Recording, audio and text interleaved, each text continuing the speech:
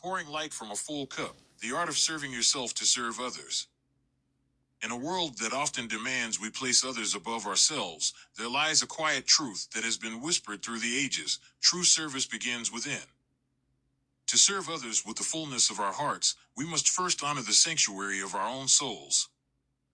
This is not selfishness, it is wisdom, ancient, sacred, and as eternal as the rivers that carve their paths through the earth. The forgotten path to service.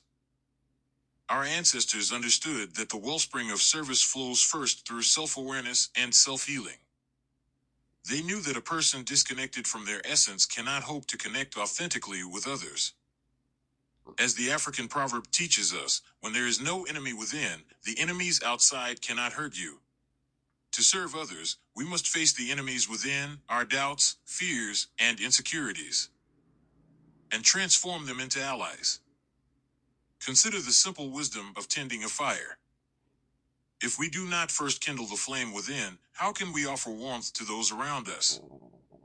It is through nurturing our own light that we gain the strength to illuminate the paths of others.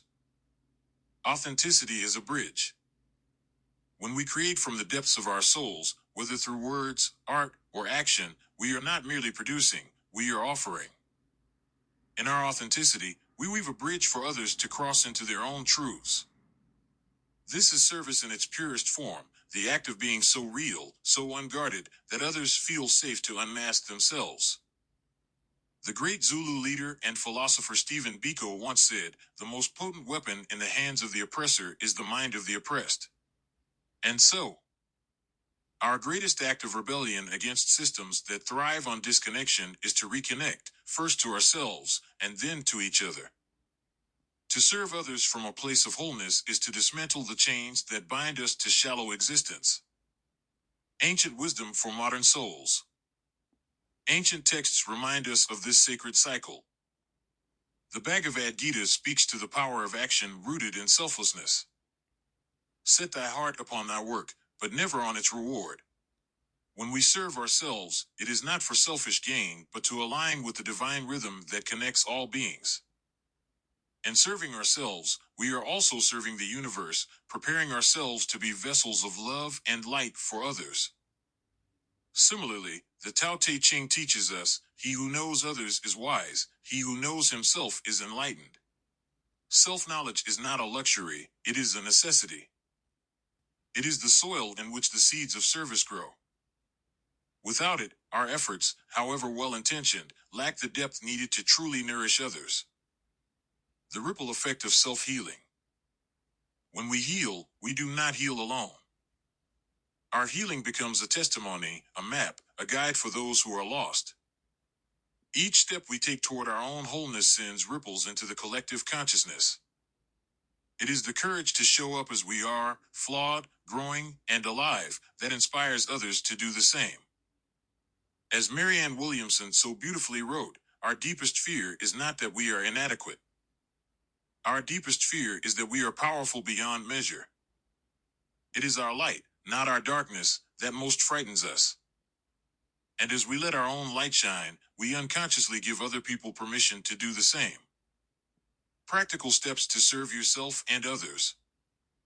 1. Prioritize inner work, meditate, journal, and reflect. Understand your emotions and experiences and transform them into wisdom. 2. Create from your truth, whether it's through writing, speaking, or creating art. Let your work be a reflection of your authentic self. 3. Practice vulnerability. Share your journey with courage. Let others see your humanity. It's your greatest gift. 4. Honor the present moment. Be fully present in your acts of service, whether they are directed toward yourself or others. Presence is healing. 5. Trust the ripple. Know that even the smallest act of service can create profound change.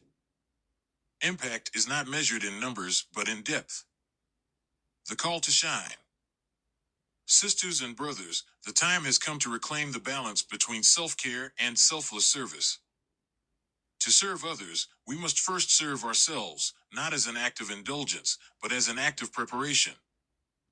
The candle that lights another does not dim, it grows brighter with each flame it ignites. So, I ask you, What will you do today to fill your own cup? How will you honor your truth so that you may offer it to the world? As you ponder this, let the words of Rumi guide you. You were born with wings, why prefer to crawl through life? May your wings carry you to the heights of self-love and selfless service. May your light, nurtured and unwavering, illuminate the paths of many. And may you always remember, by serving yourself, you are serving the divine essence in us all.